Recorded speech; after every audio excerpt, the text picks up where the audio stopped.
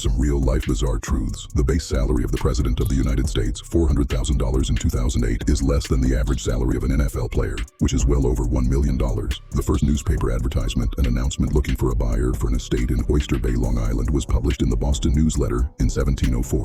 In 1898, the Royal Bank of Canada hauled a 4.5-ton safe from Alaska to British Columbia to open a branch and cash in on the Klondike Gold Rush. Marlon Brando was originally slated to star in director David Lean's movie Lawrence of Arabia. When he turned it down, unknown Peter O'Toole snagged the role and began a stellar Hollywood career. It took a year to connect the first telephone line from New York to San Francisco. Approximately 14,000 miles of copper wire and 130,000 telephone poles were needed to link the country. The human head is a quarter of our total length at birth, but only an eighth of our total length by the time we reach adulthood. Food typically travels from the mouth through the esophagus and into the stomach in 7 seconds. A Robin Hood in archery is when 2 arrows are shot into a target and the second arrow splits the first.